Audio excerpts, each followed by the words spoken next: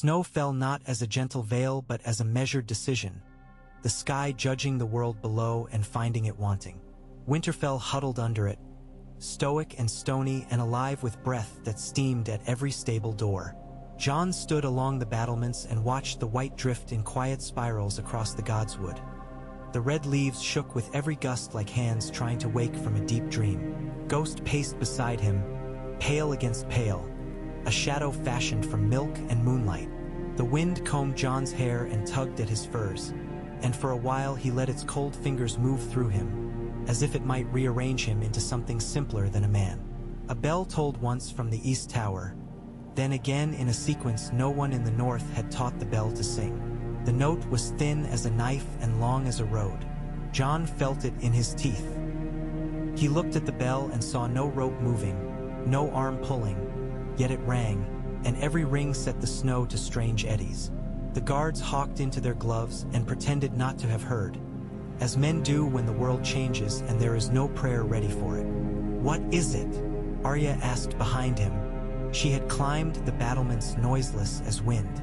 Her hair was bound tight, her face bare to the air as if daring it to do its worst. She stood beside him, eyes narrowed. Jon did not answer at once because answering would shape it, and he did not know its name. The note thinned to a final silver thread and snapped.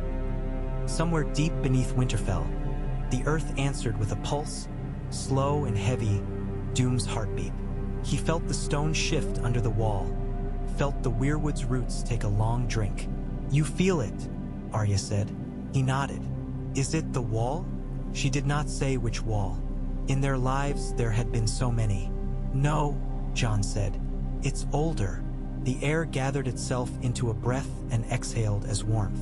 For one moment, it smelled of sunlight on black sand and a kiss of salt blown across strange coasts. Ghost's ears pricked forward. The world around them thickened with an attention that was not human, like being watched by the sea. "Come," Jon said, and he was not sure why, only that standing still would teach him nothing. He moved down the stair, Arya with him, the steps slick and the torches grumbling. And in the yard men asked questions no one answered. The pulse underfoot came again, not quite pain, not quite a call. He heard it inside the marrow. It suggested heat, vast and ancient, and names too old to be remembered murmured their syllables along his bones. In the godswood he knelt before the weirwood out of habit. Its face had watched kings beg, girls whisper, boys promise. Its eyes were as red as old wounds but not unkind. Jon pressed his knuckles to the icy ground and said nothing. Silence answered, the best the old gods ever gave. Then a new sound entered the wood. Not a voice, not a bell. It was stone remembering fire. Heat ran through the roots like a rumor. The frozen pool sighed and did not crack but grew dark. The skin of ice turning to black glass, not melting but transforming. A polished eye opening. Reflected in it, Jon saw the branches and the sky, and then he saw an unfamiliar sky in the same frame. A vault of blue so deep it seemed to ring like metal, islands like teeth, smoke plumes rising from mountain hours away, a fleet of shadows thrown by wings too large to belong to birds. He tensed, hand at the hilt, though there was nothing to cut except marvel. Arya leaned over his shoulder, intent, and the water did not ripple. "Do you see it?" he asked, unembarrassed by the childlike wonder in his voice. "A place," Arya said, as if spitting a seed. "Hot." "Valyria," Jon said, and the name tasted of iron. He had never seen it and yet knew. Perhaps every man who had knelt in front of a Targaryen crown had always known it. The way men know the sea without stepping into it. Valyria lived inside the word fire, inside the coil of a dragon's neck and the gleam of a sword nobody remembers forging. He felt it rise from the pool and climb into the air around them. A city not dead but sleeping under glass, dreaming hot dreams. A bloom of heat opened against his chest. Jon lifted his tunic and furs as if something had bitten him. The old scar that had healed in a star's pattern glowed faintly. He had not thought of it in months, had allowed it to be a part of him the way winter is a part of the north, unquestioned. But now it had woken. He pressed a palm to it and felt nothing but warmth that did not burn, the warmth of bread torn in half. "John," Arya said softly. The glass pool brightened and, in its center, a spark appeared, flared, and stretched into a thread. It rose like smoke but was heavier, more deliberate. The thread wrote itself into the air, a line, then a curve, then a letter in an alphabet no man of the North had ever learned, the first of several. The letters hung, shining, and then untied themselves and slid, one by one, into Jon's chest, past the scar and through the bone as if his body were a door that had learned the trick of opening. By reflex his hand went to Longclaw. Arya's hand went to the knife in her sleeve. Ghost stepped closer, not snarling, but with his lips drawn back as if smiling. "Is it sorcery?" Arya asked, not fearful, just an inventory of the moment. "Yes," Jon said, "because the truth has the size of the word you give it. But not like theirs." He did not say who he meant, because names are invitations and the dead had enough invitations already. The gods would listen as always. The last letter slid into him, and with it a heat and a certainty. Not that he was being called, but that a promise once made, a promise he had never shaped with his own tongue, but had been written into him long before he breathed, had come due. The world tilted. He stood, and then he was kneeling again, though he had not decided to. On both sides of his vision, snowflakes hung unmoving. Arya froze like a figure in a carving. Ghost's breath came in still braids. The weirwood's leaves held the pose of a thought. All motion paused, and inside that pause, a voice spoke. It did not use words at first. It used memory. He was a boy again, smelling the smoke in Winterfell's courtyards, hearing Robb laugh and Bran argue and Arya laugh at the arguing. He was a man again, cold on a wall, watching a dead child as if looking into a mirror set 30 years ahead. He was a son begging a father in a crypt. He was a brother dying on snow. He was a stranger waking among people who had the right to kill him and did not. And then the voice yielded words the way ice yields the river. Blood of 2 winters, ash and snow, forged on the anvil of a broken oath, named for truth and unmoored from it. Come. He wished it had asked instead of commanded. He wished it had been some god he could defy, and then he laughed at himself for pretending he had ever defied anything in his life that mattered. He had always gone where the world led. Where? He found the strength to ask. Through the fire that drowns, through the stone that remembers wings. Will I return? The pause that followed was a kindness. Return as what you must. The world started again like a clock that had remembered it had a job. Snow fell with a soft hiss. Arya's knife slid an inch, the movement she had begun finishing without her knowledge that it had been interrupted. "What did it say?" she demanded, catching the last edge of the strangeness on his face. He looked at her and thought of the 1,000 ways he had failed the people he loved by leaving them because leaving had been the same as saving them. He reached and touched the side of her head, his fingers in her hair.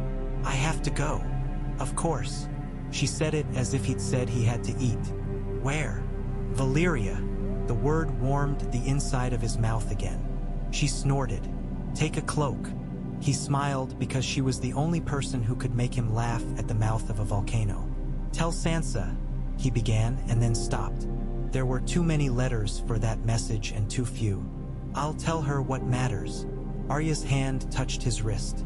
"You should take someone." "I can't take anyone," he said, and knew it for true. The call had the shape of a single door. Arya nodded, accepting the logic of magic the way she accepted the logic of blades. "Then take this." She pressed a small braid of leather into his palm. On it slid 2 rings, plain iron, blued with age. "I took those off a dead man once. He wanted to keep them more than he wanted to keep breathing. They're stubborn. Like you." He closed his fingers around them. "Thank you. Come back as a man," Arya said. "Not a story." Ghost whined, a high keen. Jon knelt and put his forehead to the direwolf's.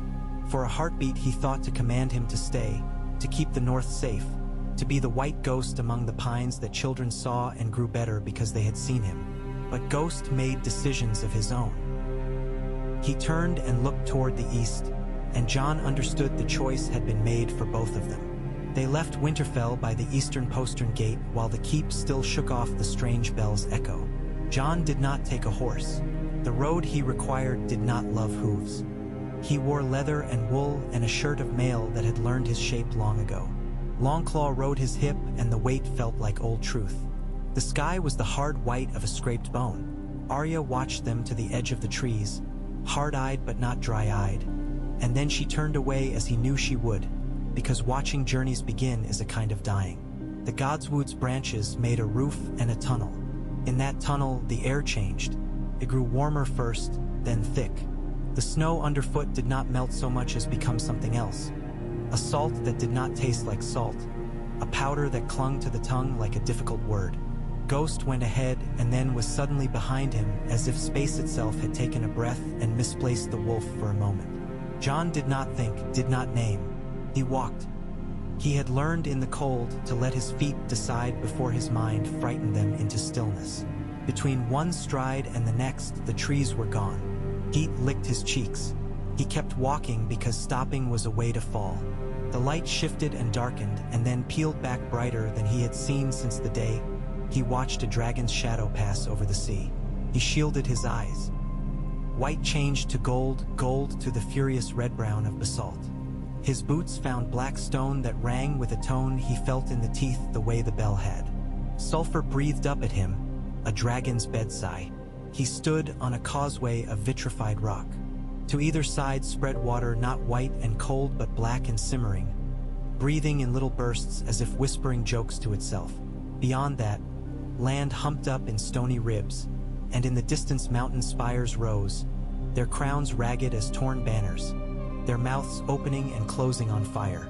Above them, he had to learn again to breathe things wheeled, not clouds, not birds. Their shadows stitched patterns on the world and unraveled them. Their wings bent the air. Ghost came out of the heat behind him, pale against the black like chalk on a slate. He made a sound John had never heard him make, a chuff and a question, then sneezed, disgusted by the sulfur. "Valyria," John said aloud to himself, as if a man speaking the name of the sea as he walked into it could teach himself to swim. He felt watched, not by men, not by gods, by a city. It had weight in its gaze. The causeway ran toward a gate arch that had fallen and been rebuilt not by hands, but by a heat that remembered forms. The edges of the stones had gone to glass and dripped into captured motion. Through the arch, a boulevard led. A slumbering dragon's spine turned into a road. On either side rose buildings not ruined but paused in the act of ruin. The curves of their flutes and colonnades fused and sagged lee. Cook candles left too close to their own light. Between them, vines crawled with leaves slick and hard as seashells, and among those leaves were blossoms so brilliant that John's eye resisted them. Blue beyond blue, red beyond blood. Close to his head, a humming rose. He reached a hand out as a green fly landed and then didn't.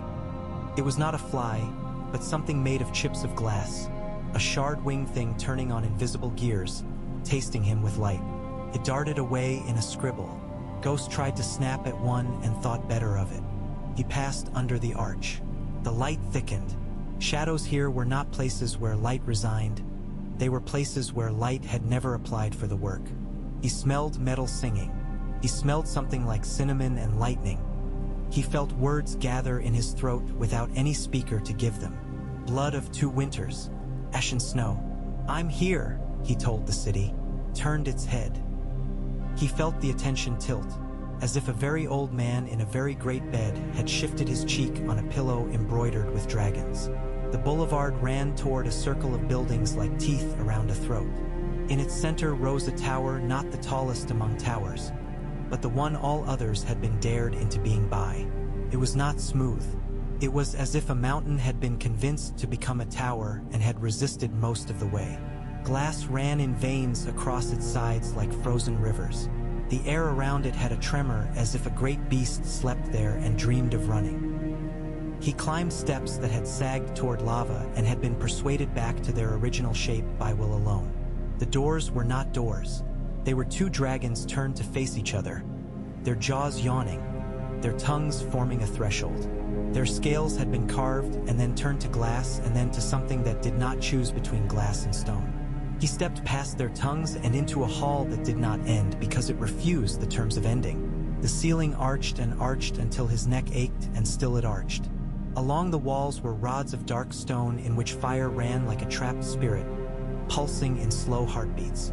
At the hall's far end stood a chair, and John wished it were smaller, or more ornate, or more ridiculous, but it was not. It was a simple thing, as far as such things went, a high-backed seat of black metal whose edges softened into glass, whose armrests were shaped like the necks of beasts at rest. It was not iron. It was not the Iron Throne. It did not ask for blood in the same way. It asked for something older and more particular.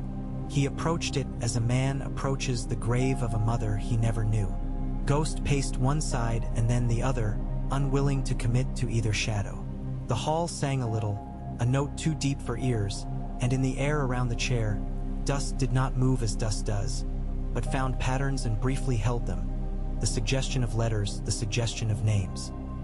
He reached the foot of the dais and stopped, because men who never stop are men who force the world to do them harm. He looked at the chair and realized nobody had sat there for a very long time because time itself had refused to issue the appointment. And still he knew its name. It did not sound like a human name. A hand touched his shoulder, and he turned with his fingers half-curled for a blade. No one stood there. There was only a sensation of weight, then a redistribution of the weight of his own life. The voice from the godswood returned, not in his head, in the hall, in the rods of fire, in the black, in the breath between his own ribs. You are not called for yourself. He laughed once, helplessly relieved. Good, he said to the empty hall. I have had enough of that. You are called for the shape that shelters others. I don't know what that shape is. You wore it before you knew you were wearing anything. John thought of his sister's eyes on him when she wanted him to consent to a burden. He thought of dead men walking desert snow, and the way he stepped forward then, not because he wanted to be first, but because he could not bear anyone else to be last. He thought of every time he had left because staying would kill the people he loved. He thought of the day he had not swung the sword and had still lost his father to it. What would you have me do? He asked. Sit, said the voice, as if he were a young boy being told to eat. The dais rose hard under his boots, like a hill he had climbed as a child and pretended was a mountain because pretending made the day feel like more than a day. He stood before the chair and hesitated. He had sworn no more thrones. Thrones were knives with slow hands. But this was not a throne of men. This was a seat of something that did not learn from mistakes because it did not believe it had ever made one. He sat because the world had built him for sitting in that place, and he knew when to fit a socket to a bolt. The chair was not cold. It was not hot. It had the temperature of a body that had been in a bed long enough to shape the bed to its bones. His scar warmed. The hall brightened. Ghost's ears pricked and then flattened and then pricked again, as if receiving orders from 3 different masters and choosing finally his own. The air shaped itself into images, not quite visions, more like the suggestions of visions. He saw the maps he knew, the narrow sea like a long tongue, the summer sea like a cupped hand, and then he saw them slew like snakeskin and reveal the world as it had been when dragons were not a story whispered across a sea. Lands were closer in those maps. The spaces between were narrower because men had been larger with themselves then. The freehold rose in his mind. A gleam of islands and peninsulas like claws, rings of smoke lifting from mountain mouths, roads of black glass running like lightning captured and laid down. Cities upon cities, terraces upon terraces, all draped with vines that had learned to burn without burning. He saw the doom, not one event but a chorus of events harmonized into ruin. Mountains opened like eyes and screamed fire. Rivers fled backward. Streets ran like wax. People ran and became part of running. Dragons rose and fell not because their wings had forgotten the sky, but because the sky had been bribed by stone. He should have looked away, but then there would have been only the sound of thousands of children calling for mothers who had already become ash in a different room of the world. He watched. He took it in. If he would sit the chair, he would not flinch from what had emptied the chair. Over the roar of many deaths came a different sound. It was the syllable of a name, and then a different name, and then another, and they were not names of men or kings but names of treaties between forces. The city answered with its own names. It had not died. It had bargained.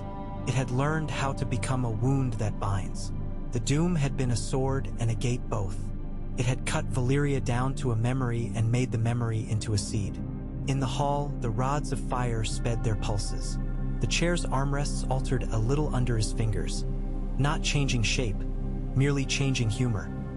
He understood then that the seat was alive in the way a river is alive or a forest is alive.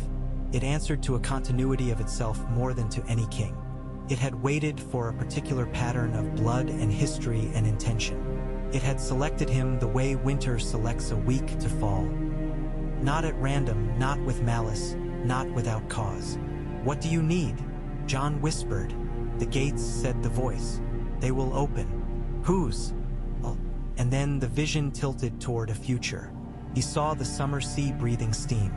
He saw ships of black glass slide where water had once refused any hull but wood. He saw the basalt roads wake and run again, their surfaces bright with night colors. He saw mountains turn their faces toward the sun and belch gentler light than they used to, a probationary fire. He saw dragons not as weapons but as grammar, the alphabet in which people would learn to speak to the world again.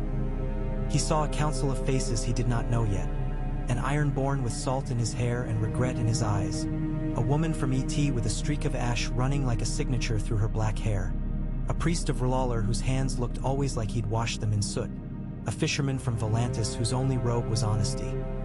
He saw Arya's eyes someday, hard and glad, watching because she would not look away.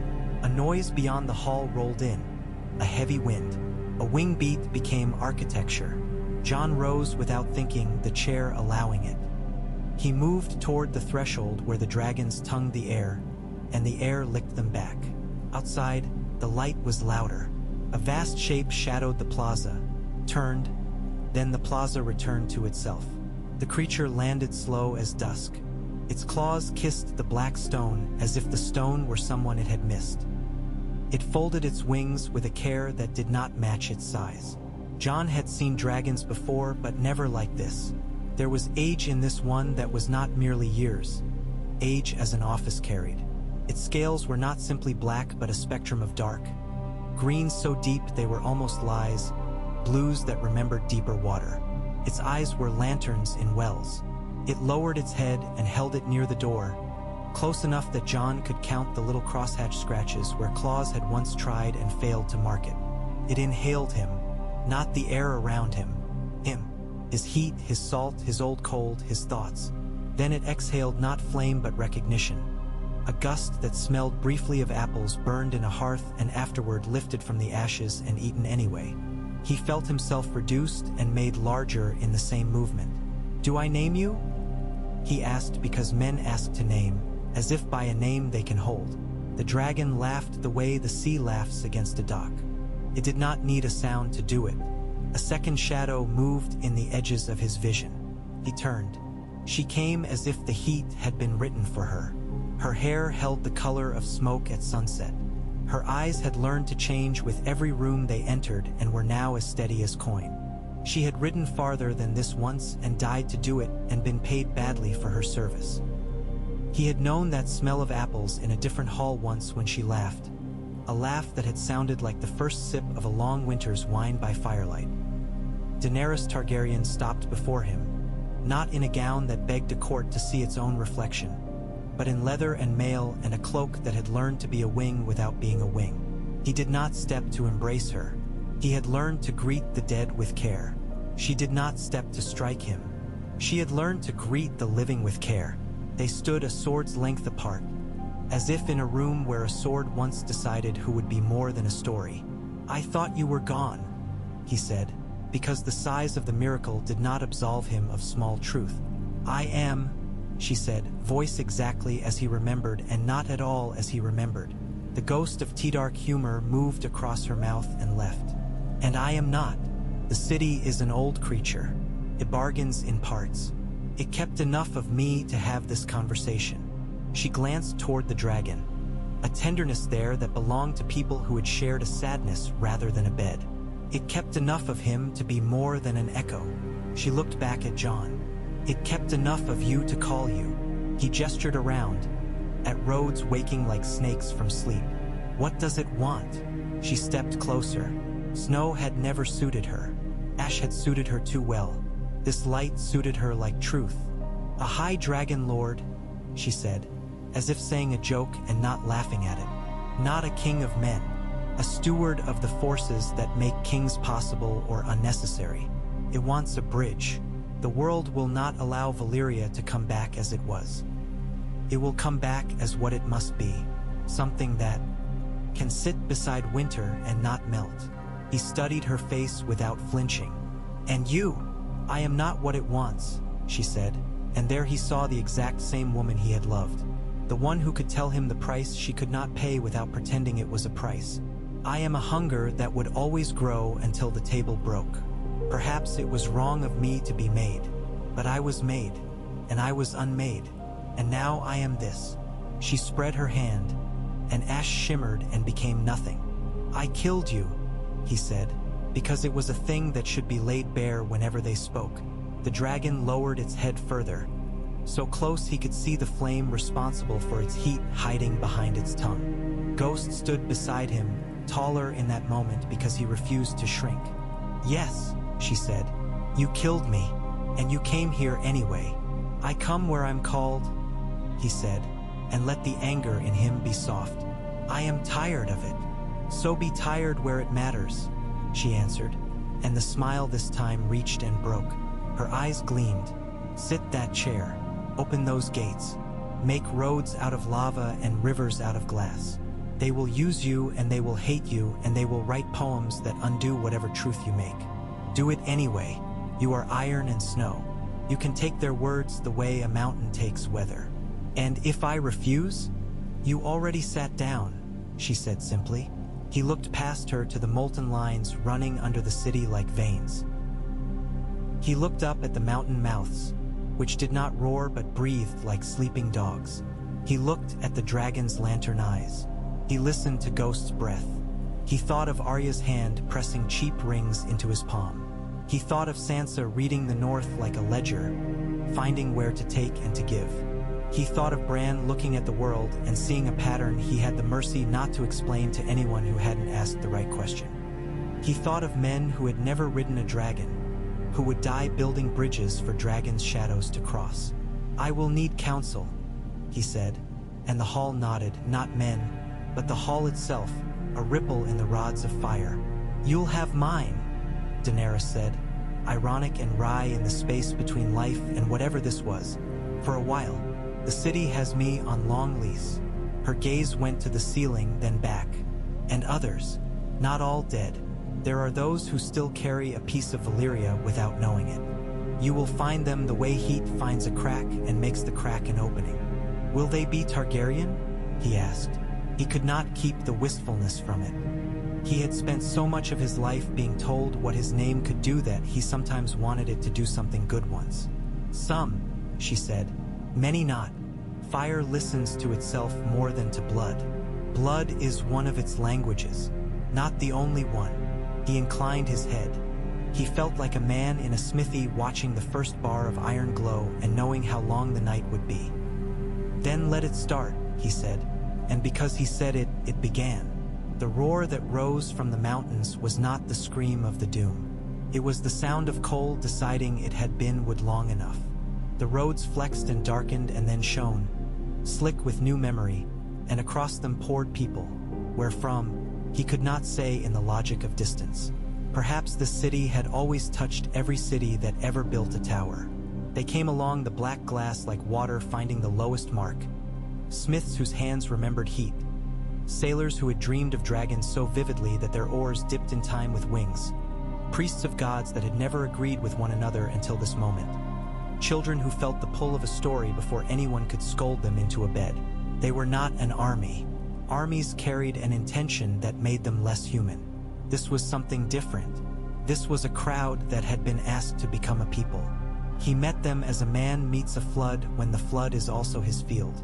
He set laws for entry that were not the laws of men or kings. They were laws of balance, the ones the city urged in his ear. Bring your gods, but they cannot ask for all the fire. Bring your swords, but they cannot cut what is rebuilding. Bring your grief, but it cannot drown the child beside you. Bring your ambition, but it must be yoked to something that will still be here when you have died. He learned quickly who could hear this kind of law and who could not. He allowed people to leave. He forbade men who wanted to be kings in 3 languages and had learned none of them to step across the threshold. He watched Daenerys drift through the crowd like a lesson and then fade and then return, her edges a little less definable each time. When she left him to counsel a woman whose child had burned and would not stop burning in her mind, he looked at the dragon and found himself unafraid for the first time since he had learned what flames can do to cities. He named the dragon in himself, or the city did, or both. Not a name of men. But when he spoke to the creature, he found a name in his mouth that tasted of salt and basalt. Old Mother. The dragon tolerated it as we tolerate a child who names a mountain and imagines that the mountain has agreed. Old Mother did not carry him at once. There were weeks of walking the city, of learning how to speak to quarries that were not stone but slag that remembered stone, of teaching children to run along lava that had hardened the morning before as if it were any street in Old Town. He and Ghost slept in a hall that had once been a mint for coins so hot they would hold their value even when burned. His dreams were full of maps that moved. He learned the names of little fires. And then the day came when flying was a thing that must be done because walking would make the world too small. He stood beside the dragon as men had stood beside horses for millennia and pretended that he had any right to touch her. Old Mother lowered her shoulder and made the decision for him.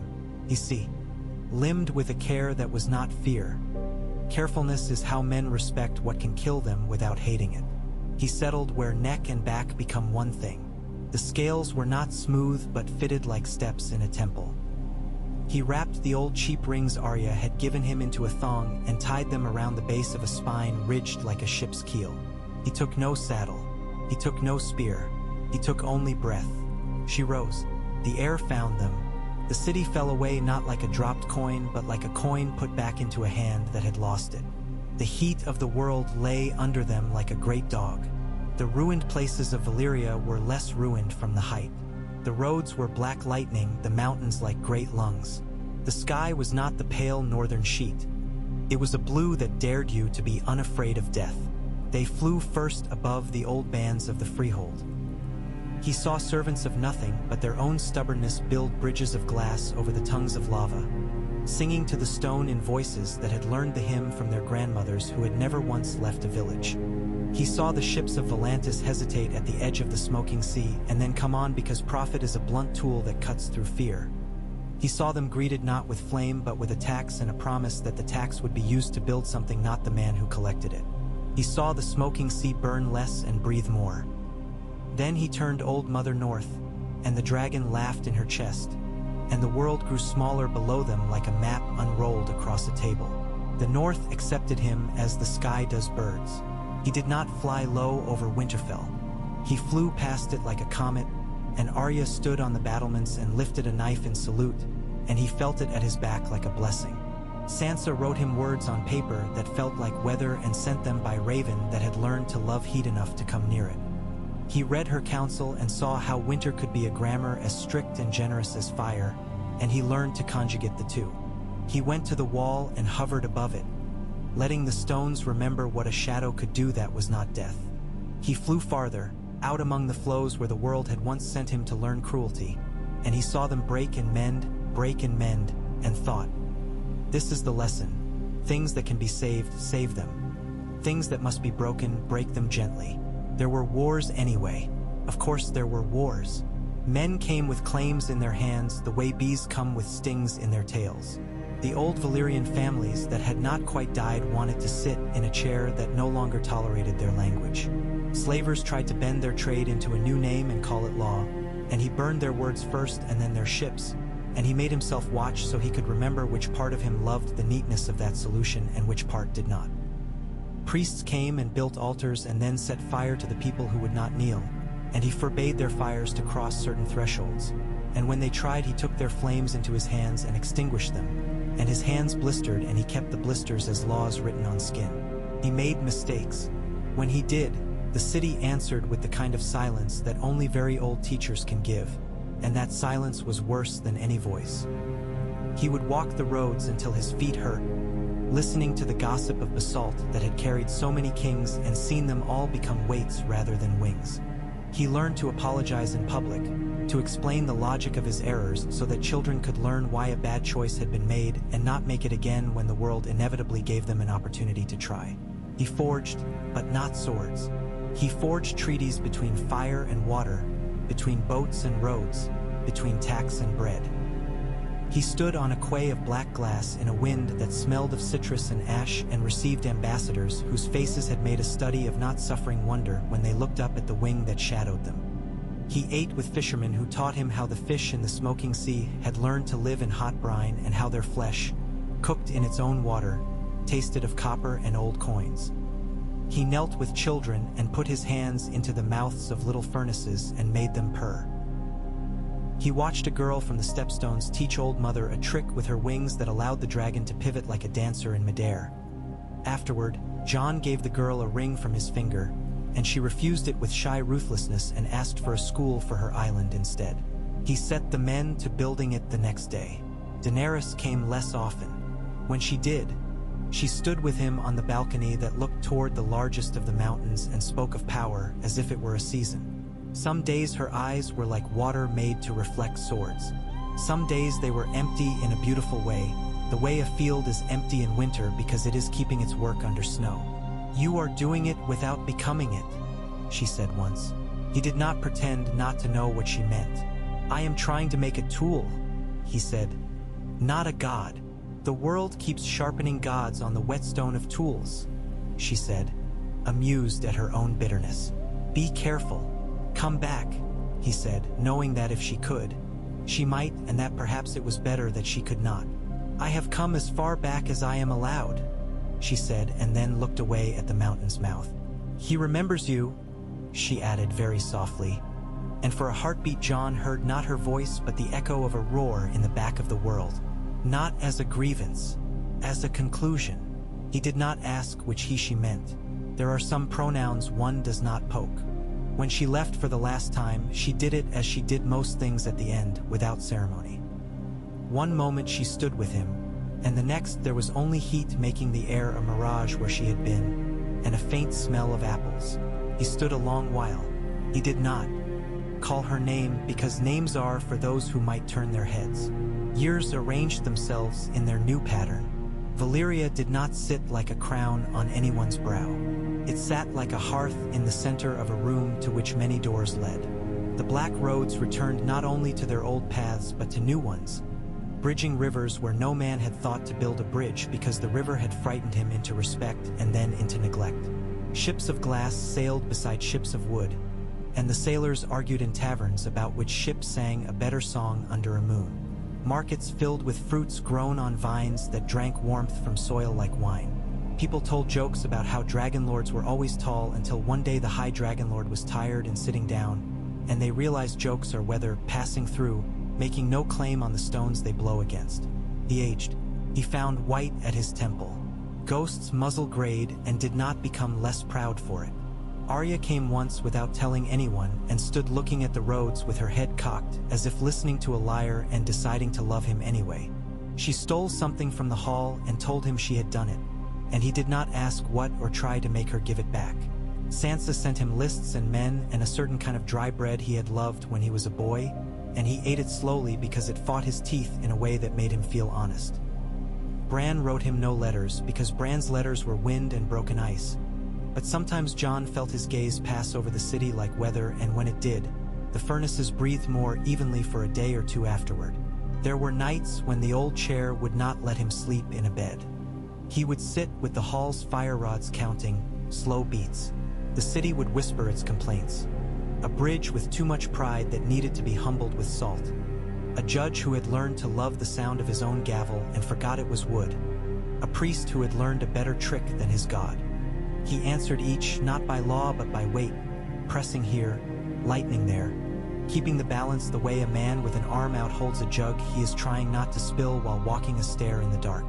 And there were days of ceremony. He married fire to frost in a rite in which men from the north dipped rough hands into warm springs that had learned to sing a deep note and came away crying because their knuckles no longer hurt for an hour afterward. He gave a sword with a blade of blackened glass to a woman who had never killed and did not want to, and told her she was the city's first guard, not against men, but against stubbornness. He sat judgment when a man from mere smuggled slaves through a door the city had not yet learned to watch, and when the slave turned and said he had asked to be bought because his hunger would have killed his daughters otherwise. He wrote a law after that night that made work an altar and put bread on it. Sometimes he flew alone at dawn. Old Mother rose into the high wind and let it shake her like a dog shakes sleep from its fur. From up there he saw the world how gods must see it when they are trying to pretend they are not gods. Small, particular, precise. A woman laying fish out on a black slab to dry in a pattern that told him her grandmother had taught her mathematics. A boy running along a road that had been lava yesterday and thinking he was faster than Shadow. A priest falling asleep in a doorway, honest in his exhaustion.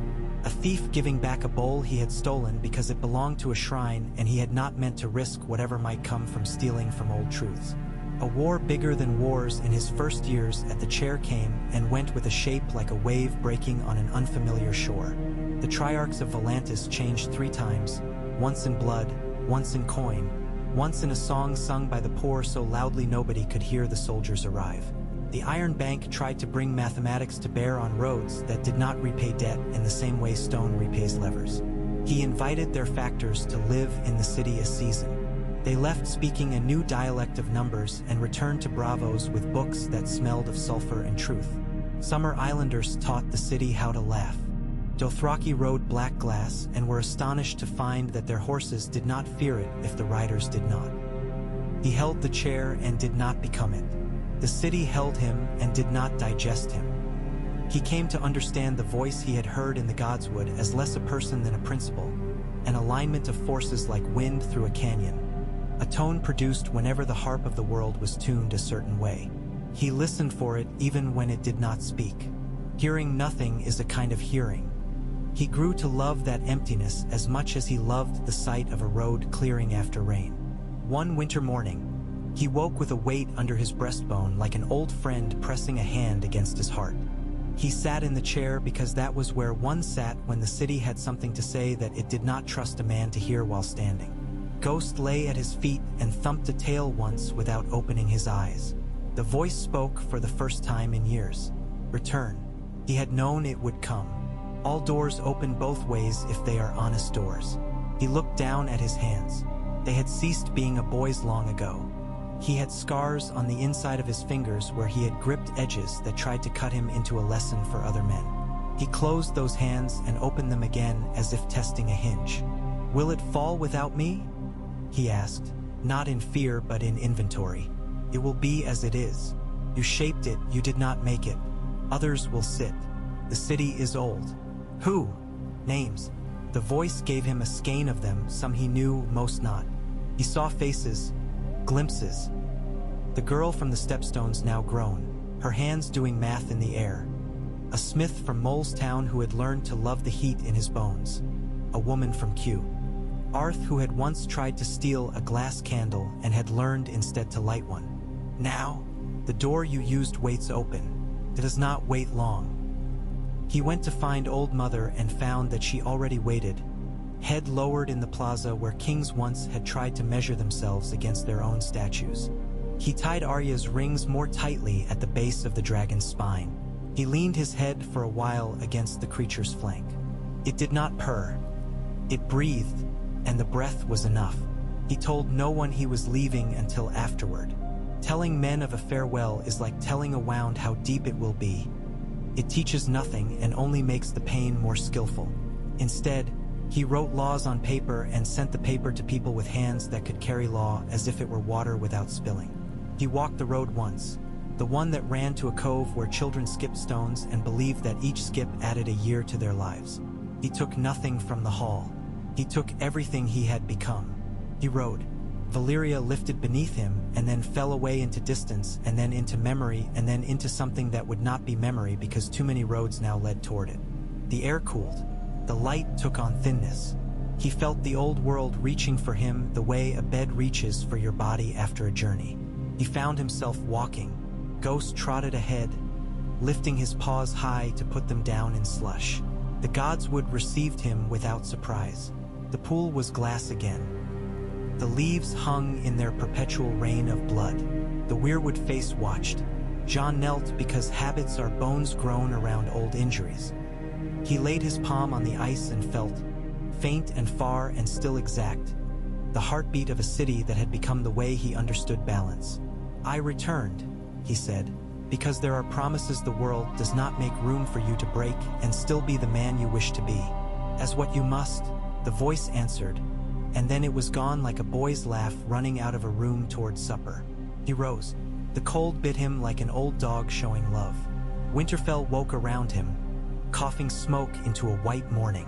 Arya came around the tree and looked at him as if she had returned from somewhere too and found him where she had always meant to find him.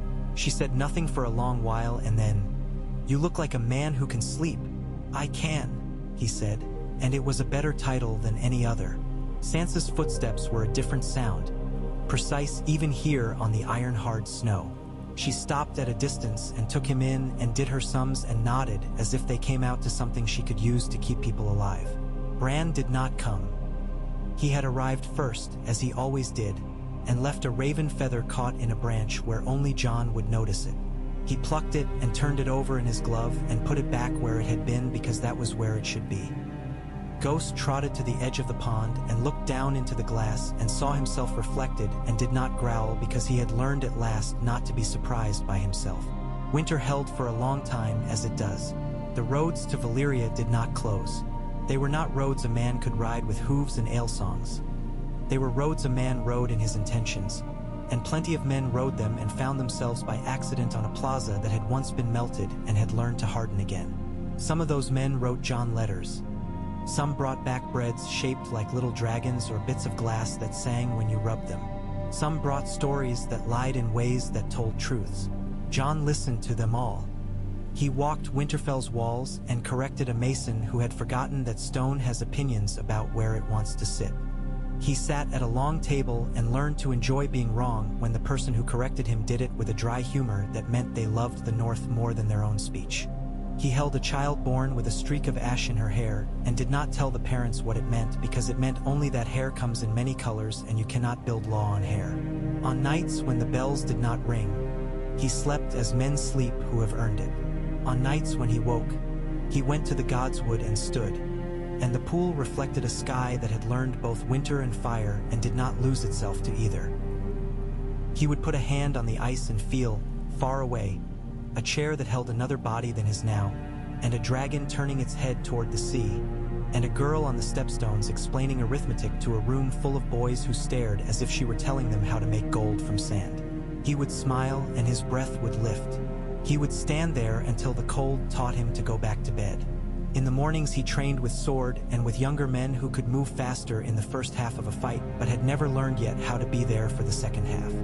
He taught them that being a lord of anything is mostly a matter of choosing which tired you are going to be.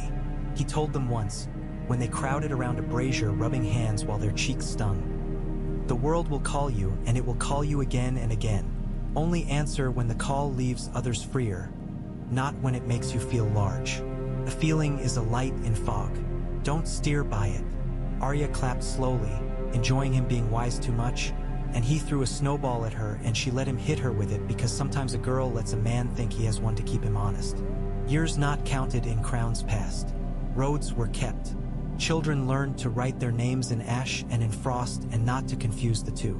Farmers in the Barrowlands learned to use hot stones from the south to warm greenhouses, and winter was still winter but a little less cruel.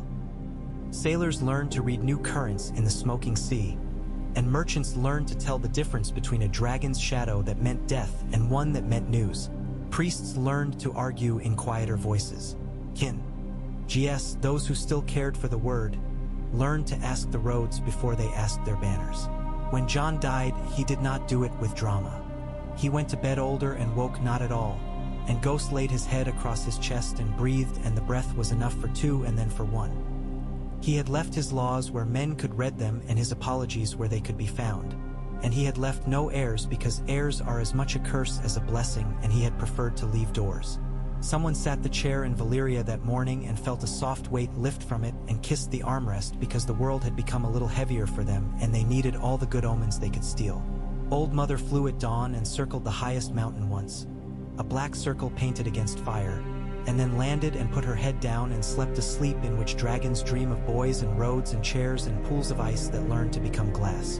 In Winterfell, the pool looked up and showed a sky that held winter like a jewel and held fire like a story told carefully. The red leaves hung like blessings. The bell did not ring, because bells do not need to sing to make the air remember them. The world moved on, as it does, and under its moving ran the same old pulse, slow and heavy, a heartbeat that had learned 2 languages and was glad to keep speaking them both. The morning after the quiet death, Winterfell woke with a gentleness that felt like a withheld sob. Smoke threaded the air in lines so thin they seemed drawn with a woman's hair. The walls kept their own counsel. The weirwood did not change its face. Sansa rose before the candles guttered in their saucers and set her hands to paper because that was how she had taught herself to manage grief, by making it carry ink. She wrote to lords whose loyalty had been proven in both frost and plenty, and to farmers whose barns were built straight and true, and to women whose kitchens fed more than their own kin. She wrote of bread, roads, wolves along the Treeline, taxes that would not climb a winter they had already climbed, and a funeral that would ask no man to pretend tears were only for children. Arya did not come in to break the seal. She walked the battlements the way she had as a girl, and the wind tugged at her cloak and tasted her as if to remind itself that some people never grew entirely comfortable as anything but a moving edge.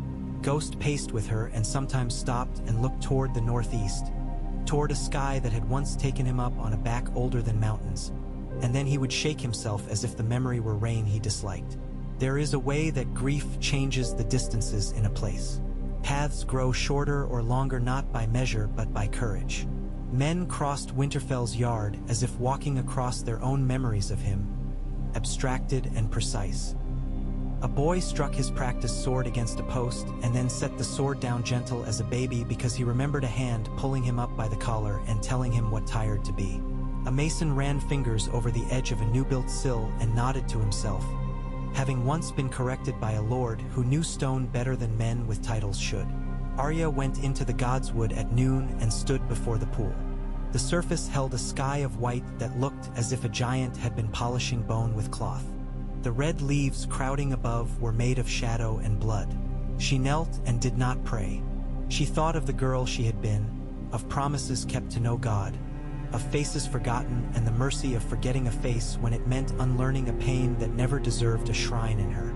She thought of Jon saying that to answer when a call made others freer was the only measure worth a man. She thought of the rings in her palm once and how they had ridden a dragon's spine and come back bound round a different truth. He taught us how to leave and how to stay, she said to the carved eyes, and the tree gave the particular silence it kept for women who did not require permission. She left the Godswood and crossed the yard to the forge. Heat lay along the floor like a drowsy dog. Sparks jumped and died. The blacksmith, a woman with wrists like root knots and a smile that forgave metal for its stubbornness, looked up and met Arya's eyes and did not ask what she wanted. She set down the tongs and wiped sweat with the back of her hand. "I'm going south," Arya said. "Farther than men think south is." "Bring back a story," the smith said. "We'll pay in ale and the kind of bread that's heavy but honest." "I'll bring back a person," Arya said, and the smith smiled a little at that, warier and warmer, because people were dearer imports than stories and more expensive to lose along the roads. The funeral burned at dusk because some things must glow before they low. They lit the pyre in the yard because the Godswood had seen enough fire-waking stone and should not be asked to host another. The air held the smell of resin and old wool. Snow fell in particular, saving white for the shoulders of men who did not notice. Sansa stood beside the fire with her hands clenched in the muff that had belonged to their mother and thought of soup and taxes and how roads are also a way for grief to travel back to a house when a woman is trying to keep out everything but bread. When the logs gave and the flame took its second breath, a wind rolled off the wall and touched every face and then was gone as if embarrassed by its own tenderness. Ghost lay down with his head upon his paws and watched as a creature does who has learned that some endings require stillness to teach their lesson. The ashes would later be scattered in 4 places, because he had never belonged entirely to anyone. A handful at the wall, a handful in the Godswood, a handful in the black glass basin that the city had given to Winterfell years before, which warmed in winter when placed by the hearth and cooled in summer when laid beneath the open window, and a handful into the smoking sea by a hand that had never thought to touch a dragon's shadow. Far south and farther east, where heat lay like a blanket on the water and islands were strung pearls of black and green, a woman on the stepstones woke to a name in her mouth. She was the girl no longer, the girl who had taught a dragon to pivot in air. She had become herself, tall where she had been wiry, fierce where she had been quick, with a gaze that cut a straight line through a room and left it truer behind her. Her hair held a streak of ash that people took for a fashion until they saw her work a sum in 3 breaths that would have taken them all morning. Her name was Naerys, though nobody had named her thus at her birth. The city had whispered it once, and the name had stuck because names stick when they arrive with work attached. She sat up in her narrow bed and laid her palm against the plaster where the wall had learned to keep heat for hours after the sun shrank.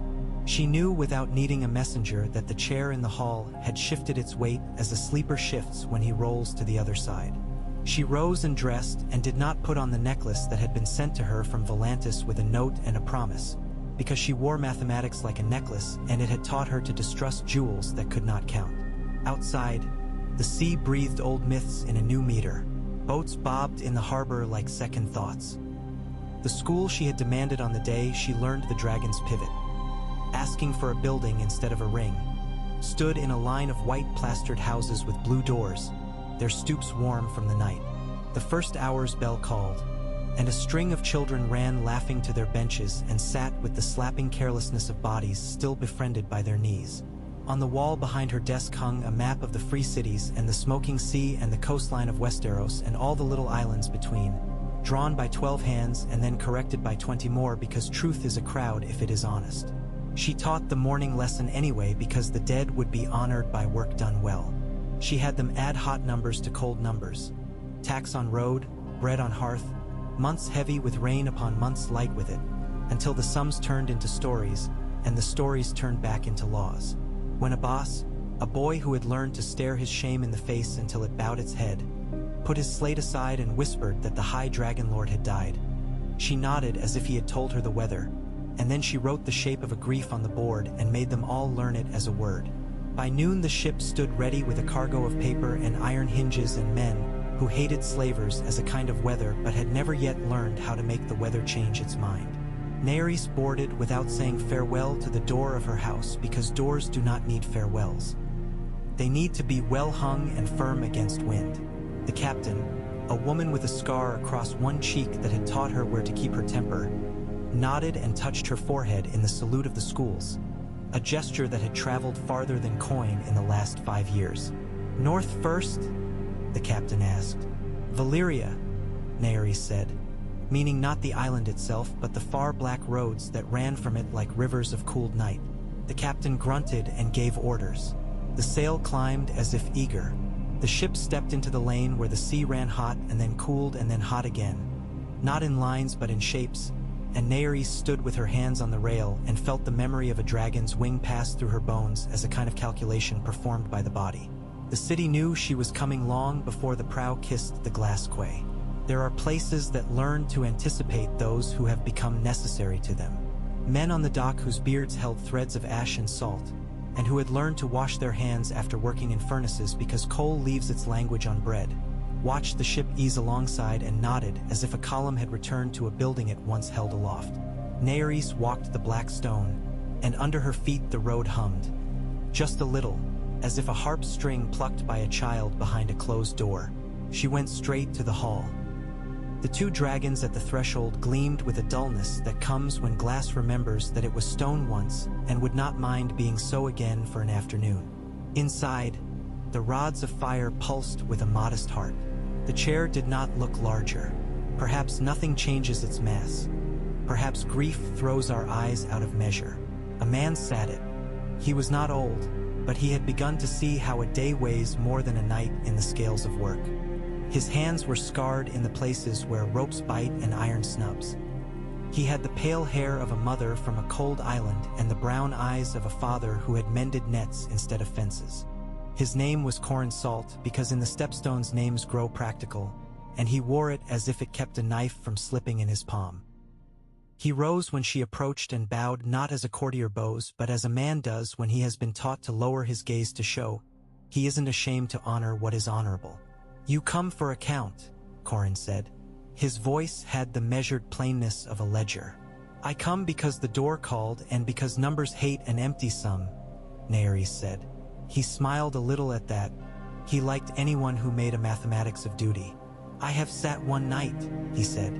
"The city spoke. I listened. It told me to keep the east gate closed until the work on the 7th bridge is finished because the bridge pretends to be better than it is and will fall if praised.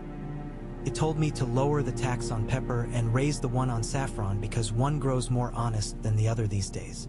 It told me someone has been stealing heat from the lesser furnaces and selling it as temple miracles." "Nah." Ares stepped close and set her hand on the armrest where so many hands had learned to be lighter. The fabric of the chair, whatever not stone not glass it was, warmed a little under her palm as a dog's ear does when a familiar hand finds it. "And you?" "I did as it asked," he said, and then he looked past her to where the rods of fire beat like a slow drum. "He is gone like a good tool set down after its work, and I will sit here until another is asked to take my weight. I do not want poems. I want ledgers that add. I want bridges that do not lie. You have the chair's sense of humor," she said dryly, and he smiled in earnest now. A crooked thing that suggested a man who had learned to like a salty joke only after labor. "Sit beside me," Corin said. She took the lesser seat, a block of black that had been polished by the backsides of many counselors until it had become hospitable to thought. She drew from her satchel 3 sheaves of notes bound in cords dyed with ash. The first detailed the experiment with greenhouses heated by hot stones in the bar Rolands and the yields of winter greens now possible without starving a cow of her bedding. The second recorded the new law across the stepstones that required any ship passing to give a tithe in either coin or in knowledge. Knowledge being a set of diagrams, a map corrected, a song written down with care, an herbal receipt proven by 3 midwives, with the ledger showing how the knowledge tithe had made the islands richer than the coin would have. The third was a letter from Sansa Stark written like a blade. Elegant, precise, meant to cut obstacles instead of flesh. Corin read them, his finger traveling the lines with old habit, and when he reached the end of Sansa's letter, he touched 2 fingers to the signature and nodded, acknowledging a woman he would likely never meet and would nonetheless treat as a partner whose weather he knew by smell. "Winterfell is steady," he said. "Steady is a priesthood in the north," Naeris said. "And they've learned to warm the cribs with small stones.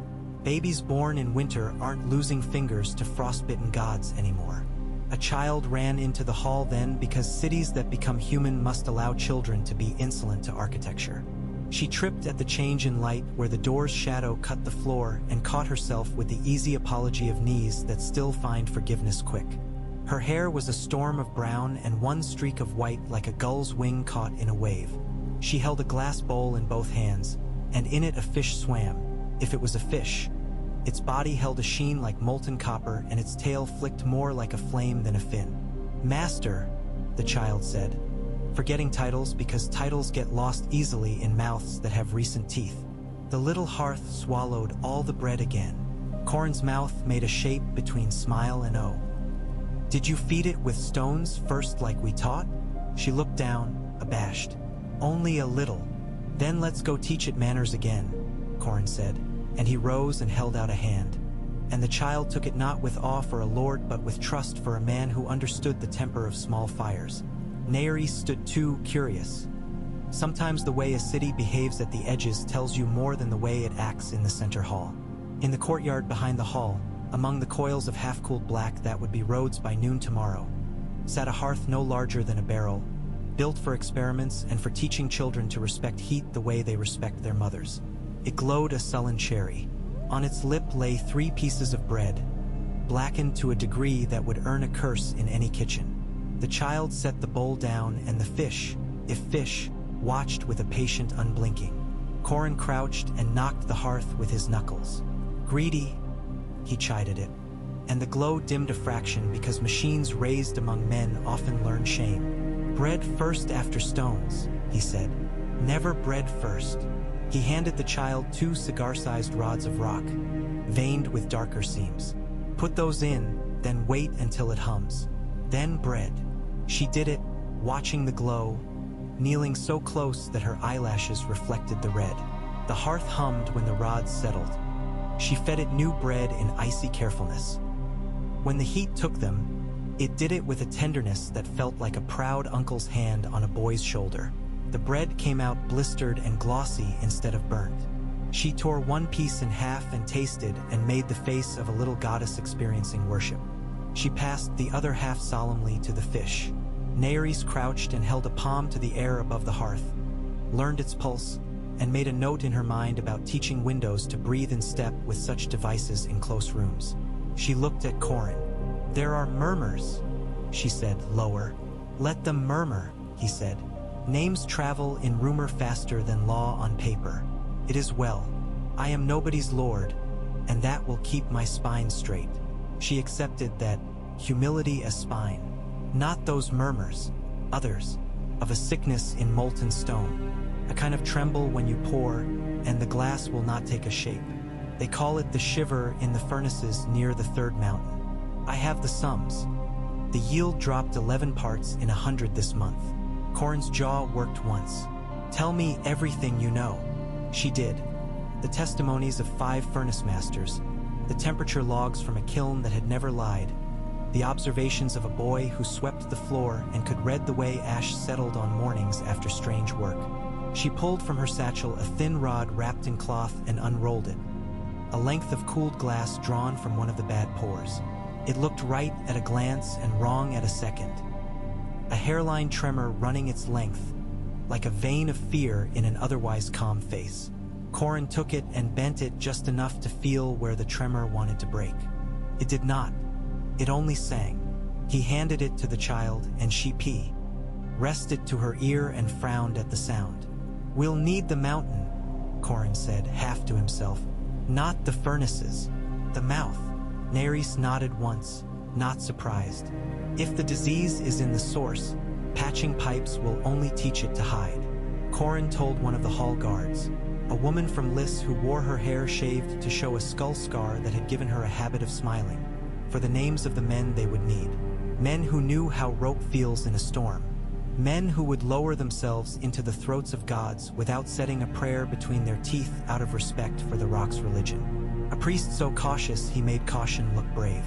A cook who could feed 20 in ash and have them laugh at a joke while chewing. They gathered in the hall with the unceremonious efficiency of people who had been taught that heroics are mostly poor planning disguised. Old Mother lifted them on her back not because the mountain would require a dragon's authority, but because there is a way a dragon's shadow hushes panic and teaches men to walk. The climb took hours because the road insisted on being slow. Black stairs softened at their edges from thousands of feet. Platforms bulged where past eruptions had thrown up tongues of lava trained into terraces. Along the path stood shrines to no single god. A pile of smooth stones where mothers had set down fears and picked up poise.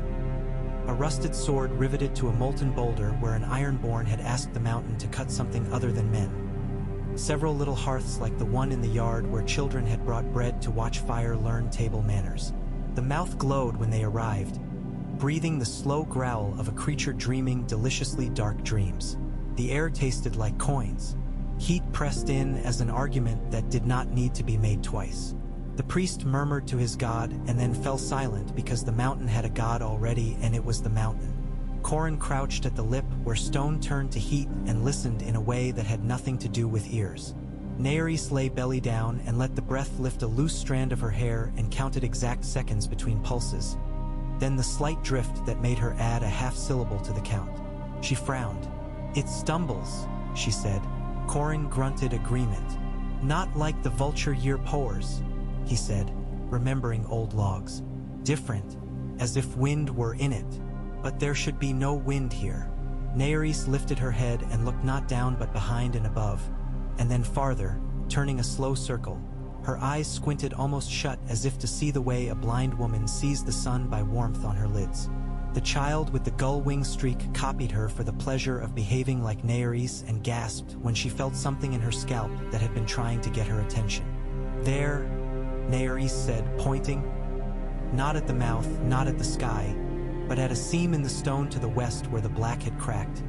So thin a hairline that only someone who loved cracks for the truth they told would notice. Fine ash puffed through it in a rhythm out of time with the mountain's breath, and the puff excelled into a steady exhalation, an invisible draft running cross-grain to the furnace of the world. "The shiver has a door," she said. "A small one. Something breathes into the mountain that should not." They found the fisher's line by laying their cheeks to the rock and tasting the faint stream on their tongues. It ran like a crease in the surface of a lake. Corin sent men to pry by hand because tools would lie. They always do when the thing you are hunting is a tremor. They widened the seam the width of a hand. The draft pressed stronger. It smelled not of sulfur but of a cold that hadn't been born here. Naeris slid herself into the gap without asking permission from Stone or Corin, and the stone, surprised into respect, did not object. Inside, the air was a contradiction. Thin and cold in a place that should have cooked breath into steam. The fisher twisted, and the light behind her faded to a rash on the rock. She moved forward with one palm against each wall, so that if the mountain chose to clench it would find her fingers ready to learn its language at once. The draft grew clearer. A faint sound came then, not the mountain's hum, not wind's whine, not water's talk. It had a chime to it, delicate and disinterested. She found the source where the seam widened into a pocket the size of a cistern. In its center lay a rock like no rock she had seen, glass-white and shot through with veins the color of snow under a full moon. It pulsed with a light soft as breath. The chime came from it, at a pitying pitch that would have sounded to a different ear like a lullaby. The draft came from a set of hairline fractures around its perimeter, which opened and shut not in time with the mountain's breath, but in time with a cadence that was perhaps not of this world at all. Naeris crouched and did not touch. She felt the draft under her nose and closed her eyes and listened with the bones of her face. It wanted this stone. It wanted something simple and absolute, to open, to widen, to reconcile two pressures into a single surrender. It did not care if that surrender turned fire to shiver. It had been placed here the way a wedge is set. She whispered a number without meaning to. The number was old. It hung a moment. Then it settled on the stone like silk thrown over a birdcage. The chime altered a hair's breadth and then returned to itself. It had heard her and had not decided yet what to do about the hearing. Corin wriggled through behind her because sometimes men built like harbors learn to fit into narrow places when need is the boat. He saw the stone and sucked a breath between teeth. The breath steamed. Here in the heart of heat, his breath misted as if they stood on the wall at midnight. "It is a winter brought in a pocket," Naeris said. "Set little, told to grow." He nodded and did not reach. "And growing." She turned her head and squinted at the ring of fractures and the way the draft laid ash in a delicate calligraphy. "He would have listened," she said, thinking of John walking the roads until his feet hurt to hear where the balance had slipped. "He would have told it a story until it slept." "I am not a teller of tales," Corin said, with the frankness of a man who hopes not to be required to be what he is not. "Then we'll do mathematics," Naeris said, and she smiled because comfort comes in finding the tool you are cut for. They backed out and sent for 3 furnace masters who had the soot in their palms of men born under black roofs. They came on hands and knees, muttered curses out of respect, and squinted into the pocket without crossing its threshold. Naeris drew in ash on the rock floor a diagram of pulses, drafts, spines of heat and ribs of stone. She spoke the rhythm she had learned against the mountain's natural cadence. They nodded and spat, tucked a wad of cloth under their lips to keep from biting their tongues when the mountain cleared its throat.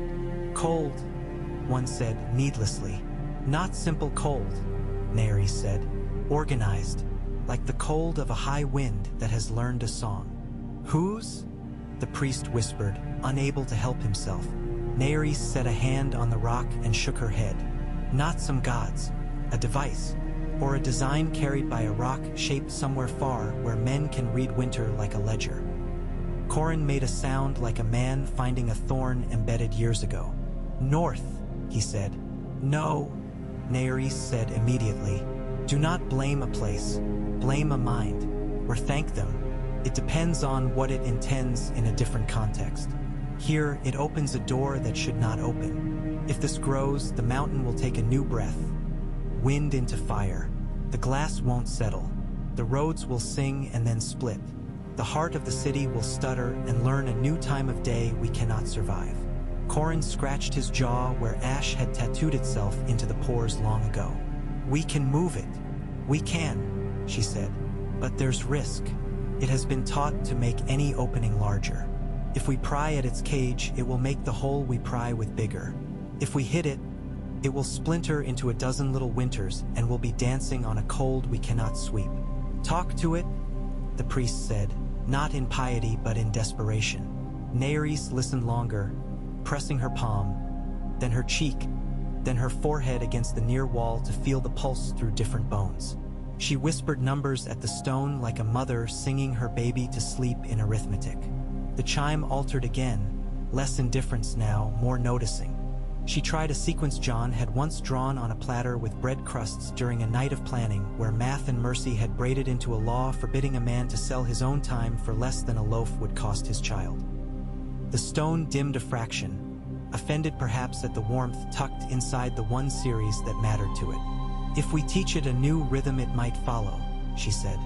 But it will always want to return to its own. It is not wicked, it is itself. Corin rubbed his neck. Then we make a rhythm it loves more. She looked at him and grinned like a girl on a roof in autumn. Yes, they set men in shifts to breathe into the seam. It sounded foolish when ordered but less foolish when done. They put mouths to the crack and exhaled in a count. 1, 2, 3, hold, then 1, 2, hold, until within the pocket the chime altered in annoyance and then curiosity. They brought small hearths and tethered them to the fissure so the breaths carried warmth. They told jokes in the cadence they wanted the stone to learn, and women laughed on a timed beat, and children clapped games to that time, and old mother lay along the lip and let her great lungs push in soundless slow gusts, and the mountain listened to its own breath and the other breath and tried to decide which one it liked better. Naeris wrote the numbers of the breath on a slate and showed them to the priest, who bold as arithmetic set the beat with a drum made from a strip of sail stretched over a bowl. Sailors came and took the rhythm into their oars. The city lined the lesser furnaces with hinges that flexed in time with the new measure. The first night, the chime in the pocket rose to a peevish whine and pressed its draft harder. The second night, it faltered as a child does when told a new lullaby. The third, it trilled a sound like someone tasting honey with suspicion. On the fifth day, the chime dulled to a tone that married with the mountain's own hum like a cousin consenting to a safer marriage. The draft eased, the fractures narrowed, the cold lifted, reluctantly, like fog when a sun insists. Naeris crawled into the pocket again and put her fingers on the snow-veined rock and felt it resisting and then adapting. And when she whispered the number that had taught it sleep, it answered with a soft, chastened beat. Not wholly tamed, she told Corin when she wriggled out, black with ash, but coaxed. We will have to keep its lullaby going until the fractures fuse. And if someone said it, someone may set another. We need a law against rocks that sing the wrong song. Corin laughed, a short bark that made Ash jump. I will write a law forbidding strangers to sneak winter into our hearts, he said. It will be popular in some quarters. Write it in plain, she said. No poetry. The priests will try to read their gods into it. He nodded. And then we find who set the stone. They found traces of hands in the ash along the seam days later. Not prints, those lie, but patterns. A way a heel smudges when the foot favors an old injury. A mark made by a belt buckle that snagged and left a very small piece of copper, worn thin by years, on the stone. Naeris melted the copper into a bead and read its impurities like a map.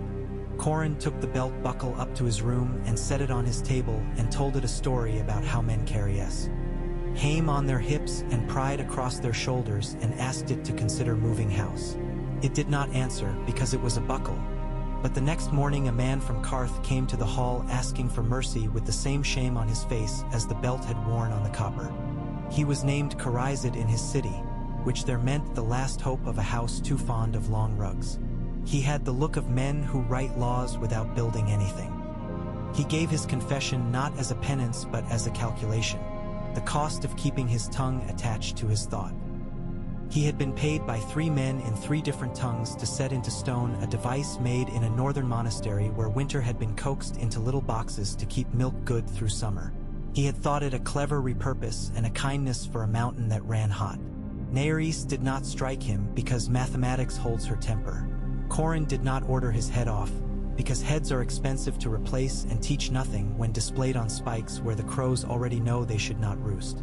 They put him to work sweeping the lesser furnaces and sleeping in the rooms above them so the heat would teach him his crime, and they set him to learning the breath a man must blow into a fissure to keep stone from shivering. The law forbidding the misplacement of engineered winter traveled outward across the roads in 3 days and across the sea in 10, and as it went it gathered language the way a boat gathers barnacles. In the north, the law became a proverb you could set on a shelf. In Dorne it became a joke told to men who fell asleep under fig trees and caught chills. In the free cities it turned into a tariff, a tax on devices that cool, then turned again into a saving. Engineers who wished to play this trick now paid to learn when to keep their cold in a jar. That winter Sansa sat in her study with the black glass basin warming her old hands and considered a letter from Bravos. The Iron Bank wished to bring their arithmetic to the hot roads, to bind value to the pulse of furnaces, to mint coins that held heat partly like a memory. She read the proposal twice and then again aloud to herself because some thoughts only reveal their ambush when they are forced to become sound. She wrote back that Winterfell would allow such coins to travel through the north if the bank would issue an equal series tied to bread. Bread minted in ovens warmed by stones taken from the south, loaves weighed and recorded, their crumbs a kind of copper. Bread and heat would balance one another. Men would have to eat to earn and earn to eat, and the seasons would not be tempted to declare a profit where none existed. She sealed the wax. She rubbed her thumb over the smear and felt the old pain in the first joint ease in the small warmth of the basin. She thought of a boy who had taught her to write laws under breath. Arya went far. She did not intend to return to the east at all, having had her fill of long mornings looking for wind slow enough that it would tell you stories. But in Mantries she met a woman whose eyes ticked when she lied and whose hands held scars in a pattern Arya recognized from a cave where a mad priest had kept knives arranged as prayers. The woman traded in bones. Some bones she called dragon and were not, and some she called ox and were not. Arya followed her through 3 markets and over a bridge where the black glass remembered having been a river, and then into a shrine where children burned candles for parents who had burned for kings. At the back was a door that led to a room that led to a room that did not fit inside the building at all. Men and women stood there weighing small white stones on scales with weights carved into the shapes of snow. The air in that room tasted like the fisher's draught. On a table were 6 devices. One had a chime that would whisper a mountain to sleep or wake it screaming. Arya did not kill anyone. She learned their names and the names they had taught their children, and where the children hid their teeth when they fell out, and which of them had asked their grandmother for a story about men who stole winter and got lost in summer. She watched for 3 days until the room persuaded itself to ignore the only woman who had ignored it. Then she removed the 2 devices with chimes made at a pitch that would have taught a lesser mountain to drown. She did not have a dragon's shadow to hush panic. She had a name written on the inside of her mouth that made doors sensible. She carried the devices under her cloak and onto a ship whose captain hated gods as a hobby, and she threw them into the sea in a place where the water ran colder than it should and the sky felt heavy with unfallen rain. When the captain asked, without asking, where, she told her the name of the point on the map where sailors say the world catches its breath before deciding not to swallow. The captain grimaced. "And if the sea learns to shiver?" she asked. Arya shrugged. "Then it freezes where men have no business sailing in winter," she said. "It will teach them the old wisdom in a new tongue." But afterward she stood at the rail longer than she would admit, listening for a chime under the sigh and slap.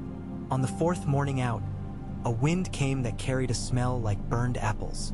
Arya held still, and the captain held still, and the men at the oars held their oars above the water, and only the ship moved forward, curious. Shadow fell that was not cloud. A creature passed overhead so high that its shape could have been mistaken for an argument about distance. Tilted a wing, tipped the balance of a day. Arya looked up and narrowed her eyes and said a name. The shadow returned once, twice, as if to make sure there were no lies in the syllables. Then it was gone. In Valyria, the girl with the gull-wing streak learned the new lullaby so well she could set her breath to it in her sleep. Her name was Ansa, in honor of no one, which Ade her proud. She ran errands in the hall and took notes for Nerys when Nerys was speaking too quickly for men used to coins to keep pace. She learned numbers as if they were a river she could swim without getting cold. She carried law papers to the lesser harbors in a satchel too big for her and did not drop even one. And when a man from Tyrosh said that children should not be trusted with such work, she looked at him as if weighing his thumb for the scales and said, "I am a citizen." And he shut his mouth because in this city there are still some words that turn men back into students. Old Mother flew less. Dragons age in rhythms that have nothing to do with our calendars. There came a season where she preferred to lay her head along the mountain's flank and watch the furnaces breathe. When she slept, she huffed small puffs that smelled of old cities and rain. When she woke, she lifted one eye and read the hall like a ledger. Sometimes in the heat that lies between afternoon and dusk, she would fly not at height, but skimming low enough that her wing tips hissed upon the black roads as if riding in water.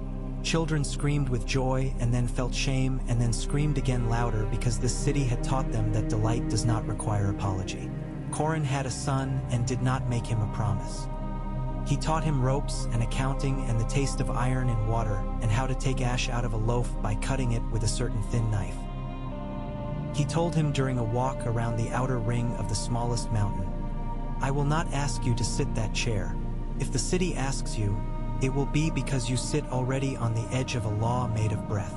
The boy listened and did not boast.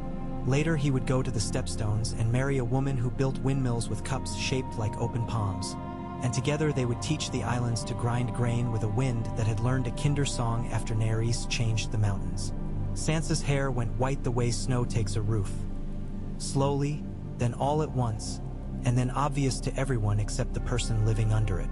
She wore caps in the mornings against drafts that once never troubled her, and she allowed less salt in her broth because that is the secret wisdom of old bodies. She made a habit of walking the yard before noon, and the small daily parade became a public liturgy, a ritual of steadiness that men could set their watches by. She settled 3 disputes a day at a bench beneath a trellised vine that stubbornly wrapped green over winter rods warmed by stones sent up from the south. Men came asking for indulgence and left with permission to be better instead. Women came asking for steps for daughters that their own feet had never climbed, and Sansa pointed and said, "There, it will not be easy, but you will not slip if you watch your toes." One afternoon a raven came with a black glass bead tied to its leg. The bead held a warmth that did not leave even when Sansa set it by her window in the draft on purpose. She turned it in her fingers and watched faint shadows move inside like fish in a pond at dusk. She held it to the basin, and the warmth in the 2 stones spoke for a moment, not in words but in a consent between old friends. She knew then, without reading the note, that Nerys had solved a problem at a mountain by teaching a stone to sleep. She laughed aloud, a dry bark that surprised even her. Bran never wrote but once. It was not on paper. The night after the law against engineered winter had been inked in 4 languages and spoken in hall and on quay and in a yard where a dog practiced obedience near a small hearth. The wind in the north did a thing wind does not enjoy. It turned a corner and came up against itself and stopped to consider the kindness in being less cruel. 3 nights later, the snows that fell across the shivering sea formed tiny ribbed shells that did not cut the cheeks of fishermen hauling nets at midnight. The weather is the oldest messages. It is polite if you greet it in its own grammar. Nerys walked out of her room at dawn and tasted the air and felt a letter she would never receive. There were threats closer to the ground. Priests of R'hllor who had learned at last to laugh tried again to build an altar whose fire could eat all the little hearths and call it just.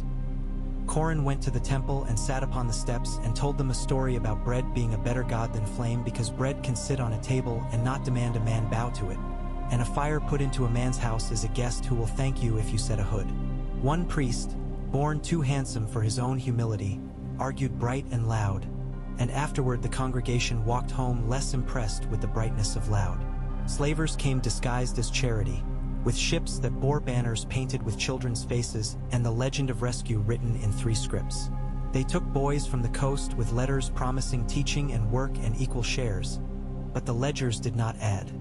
They hid sums in shame. The Stepstones caught 2 ships with cargoes of lies and put them to work building schools, nailing boards until their hands learned a different arithmetic. The law that you cannot sell your time for less than a loaf would cost your child went farther than the roads could run and became a saying in Dothraki, which had never much liked coins anyway. If it does not feed a child, it is not a trade but a theft. Naerys began a project that bore her name in nothing but the way it remembered the hands that had designed it. She drew on a wall in chalk a plan for a ring of little furnaces built like beads around the island's houses, each one linked to a neighbor by a hinge and a breath, so when one failed a neighbor would sing to it. The city took the plan, turned parts of it into law, parts into work orders, parts into stories children recited in games. In the markets, old men pretended to scowl at the new devices and then sat with their hands held over them, sighing when joints softened. Corin's law against rocks that sing the wrong song met its first test when a man from Skagos brought a wagon loaded with ice in summer, little boxes that kept a dead man's face from drinking the room's heat. He set up a stall in the 3rd market and sold grief a fiction. Naerys visited him and bought a box to see it work. He opened it with the pride of thought that has spent all its pity already. The cold inside was clean and honest and no thief. She took him to the hall and showed him the law. He argued for an hour and then for 2 and then lit a pipe and asked who he should pay to show the device to a midwife. They set him up in a street where women would find him if they needed a very cold cloth for a very hot brow. The law did what law should do when it is not frightened of being weak. It bent and then stood. Ansa grew as children do, in leaps that startled a woman out of her own calculations, in stretches where a shoe no longer fit and nobody had been warned. She ran errands until one day she didn't because she had sat too long in the hall listening and had learned to say, "No," in a way that told men where their argument must get tighter or come back with bread. She still laughed with her teeth on the beat of the mountain's new lullaby. She still fed the little hearths in the courtyard when they forgot their manners. She still sat sometimes with old mother's folded wing casting a shade over her and read out loud a silly book a sailor had written about crows who learned to count to 7. Winter in the north rolled back its shoulders in a year that would later be called the Good Long Cold. Men cursed it when woodpile grew low, then blessed it when the rivers set hard enough to bear heavy wagons carrying barrels of hot stones and glass panels for roofs. The greenhouses did not defeat the season. They learned to string its bow. In Springtown, a woman with 3 daughters built a roof with a hooked frame that allowed the heat to leave at noon and return at dusk. And she taught the mechanism to her neighbor and took in trade 2 loaves and a promise of a son apprenticed to a mason. Sansa sent her a letter with 9 lines of praise and a tiny bag of northern candy peppermints because greatness does not always require gold. Years tallied themselves. Corin's beard went from iron to ash. Naerys' hair kept its streak like a blessing she would not go to a temple to ask for. Arya wore lines beside her eyes that made men kinder around her because they could see where she had chosen not to weep. Sansa placed her feet carefully and never lost her balance. When she fell in private one morning and bruised a hip, she swore at the floor with an invention that would have made Arya laugh until she choked. Bran remained a rumor with occasional weather. Ghost slept more, woke more slowly, and when he showed his teeth to a child's game, everyone mistook it for a smile because sometimes this is how we keep the old unafraid. The chair never rusted. It did not creak. It did not grow soft where men had leaned on it wrong. It accepted weight without adopting it. When Corin could not climb the 3 steps without a hand, he did not ask for someone to hold him. The child from the hearth yard, no longer a child, taller than Naerys, with shoulders broader than a promise, put her palm against his back without ceremony. He did not say thank you because gratitude was the ground beneath them by then. A threat rose not from mountains or slavers or coins, but from pride, as many old threats do when dressed in new cloth. In Volantis, a school grew rich teaching a language it called the tongue of fire. Its students learned to lay roads of black glass without the consent of stone by commanding and not persuading. They set furnaces in places where a river ran and did not ask it to get out of the way. They told it to. For a season, the roads glowed brilliant and brave, and then turned vain and cracked in a pattern that looked like an old flag. Men traveling those roads coughed in a way that did not clear. The schools insisted their grammar was sound. Cough does not answer Latin. Nerys went with a bag of stones, a small hearth, and a book of mathematics so old it had been written by a woman who had smelted letters from slag. She listened to the roads. She sat by the sick bed of a mason and counted his breaths. She cooked bread in her little furnace and fed the room. She invited 3 of the school's proudest masters to the quay where the tide ran fastest, and she dropped 3 different stones into the stream and made them watch the way each one sank, danced, or held in the current. She said nothing for a long time, because silence is the shape of the lesson the proud can sometimes endure. Then she spoke 7 sentences. 5 praised, 2 cut. The school closed for a season. It opened again with a new name, the Gentle Fire. They put her name on a plaque in their main hall and spelled it wrong. She corrected it with a piece of chalk and a smile. On the 9th year of Corin's sitting, the mountains breathed together in a way they had not since John had taught them the grammar of mercy. The hum in the rods went low. The hall's lights wavered as if fire had remembered the sea. Ansa was in the yard teaching the little hearth how not to eat bread. She paused, tilted her head in the old child's manner of listening. Then she ran, fast as fact, into the hall. "It calls?" Corin asked, already rising. "Yes," Ansa said, pushing air into words. "Not for fear, for alignment."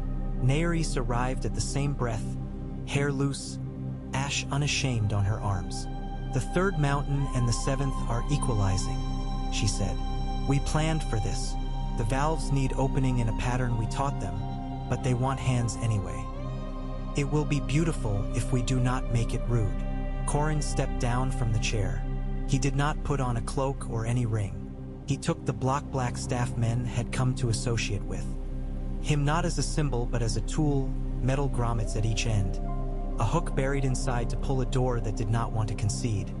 And he set his hand on Ansa's shoulder and felt the beat of the mountain in her bones. "You set the pace," he said to her. "I'll drum it," she said, the old childish delight sparking once through discipline. They went to the 6th terrace of the largest mountain where the valves sat in their housings like bronze knees. The heat tried to pick their pockets. The wind from the sea tried to throw dust in their eyes. The city stood around them. Men on ropes, women with long-handled hooks, children with bowls of wet cloth. Nerys took the central station and began to count. Ansa took up the drum. Corin moved to the one valve that had always had a mind of its own and told it a story about stubbornness and usefulness until it gave him the respect due a man who does not insist but will not leave. At the 5th count, the 7th valve stuck. At the 7th count, the 3rd coughed. The crowd held their breath because a crowd's breath matters at such junctures. Nerys did not look up. She changed the count by a hair, a falter only a woman who had spent 10 years listening to a mountain could call a rhythm. Ansa caught it without hearing it, her hands changing the beat against skin. Corin leaned with his shoulder and spoke through his teeth. The 7th loosened with an embarrassed sigh. The 3rd cleared its throat like an old tutor and began to speak again. The equalization passed like a hill in a road. There, then underfoot, then behind. The heat settled. The air tasted of a coin that had been sucked by a sweet-toothed child.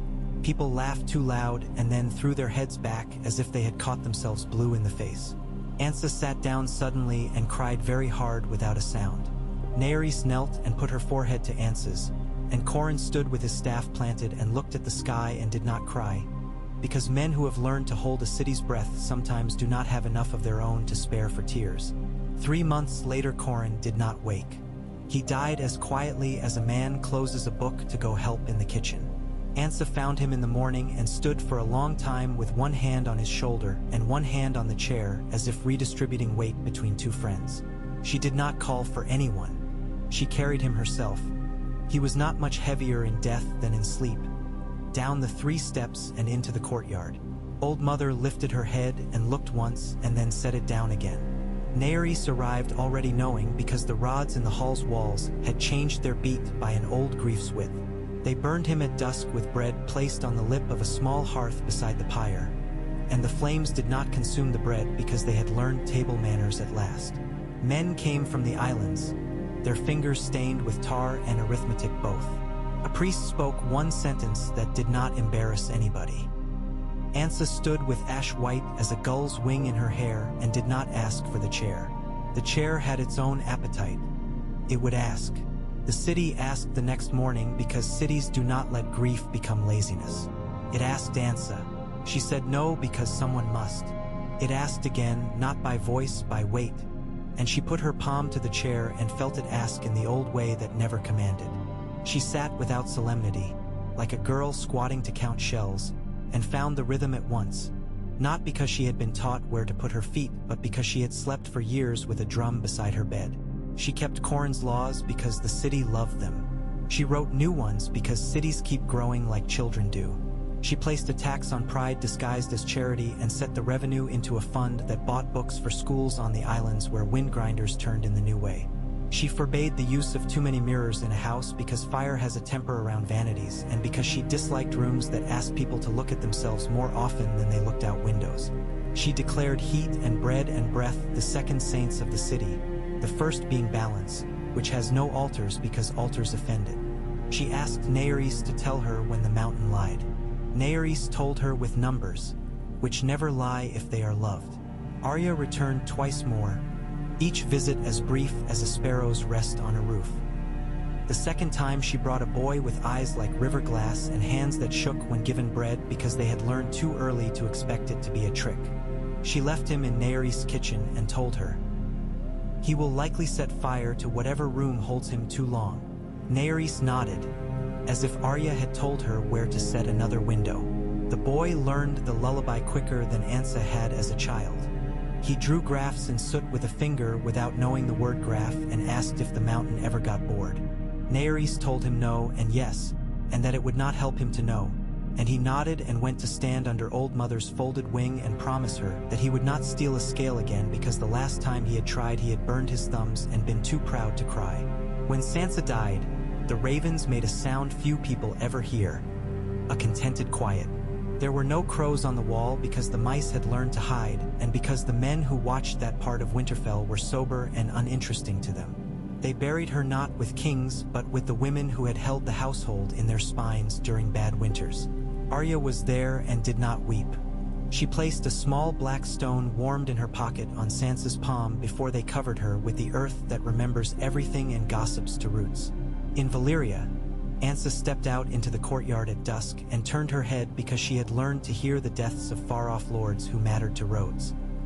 The rods in the hall slowed a fraction, then resumed. She asked Naeris nothing, and received everything in the way a friend shares a room without speaking. Old Mother moved her tail 3 inches to the left and settled the dust in the yard, and a child chasing a ball laughed without knowing she had run through a grief and been blessed by it. Seasons rolled, layered like skins of an onion. The laws of bread and heat spread and flexed and never cracked because they had been written on breath. Valyria did not return as the story said it would. Not as a crown, not as a scourge, not as an idol. It returned as a chair in a hall that refused to allow a man to sit without adjusting his weight to the world. It returned as a lullaby sung to a stone, so it would not decide to betray fire. It returned as a road where children ran and did not burn their feet, and where women sold fish laid out on cooled glass that had remembered a tide. On a morning when the sea looked like a thought half remembered, Naeris woke with the certainty that someone would arrive who had been made in the story and had not had the chance to choose a place to stand in it. She made tea strong as promises and less bitter than the old brew favored by sailors who think themselves clever for drinking something that hates them. She set 2 cups and waited. The woman who came did not bother to look impressed by the hall. She had eyebrows like questions and a gait that told you she had arranged heavy things in rooms where men had failed to see they needed moving. Her cloak was sewn with shells not as ornament but as a record, each shell a problem solved by teaching 2 people to speak a sentence neither could have invented alone. She had once loved a king and then an idea and then, for a long time, nobody because nobody had fit into the space where those 2 disappointments had lived. She was not young. She was not the sort of old that makes men gentle. She introduced herself with a name that would mean 3 different things in 3 different cities, and Naeris did not ask which one she was.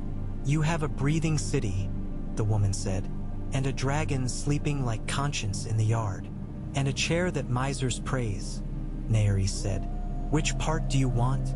The woman looked at the rods in the walls and judged their pulse without touching them. "I want the part with red leaves," she said, surprising Naeris, who had expected a call for fire. Naeris there. "Winter," she said, and it was not a question. And the woman nodded and took the cup and held it in both hands as if it were a small, honest animal. They walked the road hours later, the road that was not a road except through intention, and arrived at Winterfell under a sky that decided to be kind in the way it chose not to dump its entire sorrow on their heads in one tantrum. Arya stood in the yard with Ghost asleep at her feet and lifted a hand as if to wave away a fly, and then kept it raised because it was impolite not to answer a friend. The woman with the shells looked around. She set her hand on the wall and felt the stones answer with talk about small cracks that wanted sand. She stepped into the godswood and did not kneel. She counted leaves. She put her cheek against the bark and felt the old carved face decide whether to allow her weight to mean anything. It did, in the way a river consents to be crossed by the foolish if they have their feet right. She came back out and said, "Balance here is the old priest. He has learned to share the altar." Arya snorted the way only Arya can snort. "Balance barely tolerates altars," she said. "Then good," the woman said. "I am here to ask that the road between your slow saint and our hot saint be kept clear this winter. The sickness in the mountain is calmed, but other minds will try again. We'll need breath, that old breath you keep between trees, in winter rooms on the islands. I want to sow a line of red leaves across black stone."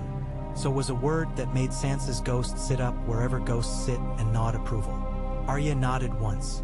"We'd be glad to have a reason to have a little green in our mouth there," she said, and the woman grinned because the sentence pleased her and also because she had not been scolded yet by anyone for daring it. They made a ritual of exchange that winter that would turn into a habit and then into a tradition and then into a piece of weather. In Valyria, Naeris planted a grove of weirwood cousins. Trees that were not weirwood because those do not take to black glass, but trees asked to learn a red leaf from a law. She watered them with steam and warmed their roots with stones that knew how not to burn.